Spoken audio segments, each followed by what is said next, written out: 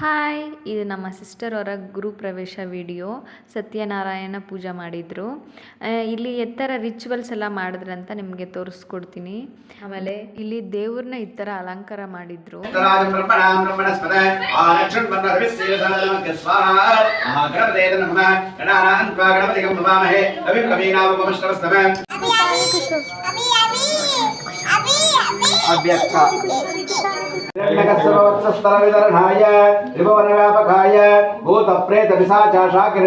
Night ಈ ಸೈಡಲ್ಲಿ food ಎಲ್ಲ ಪ್ರಿಪೇರ್ ಆಗ್ತಾ ಇತ್ತು.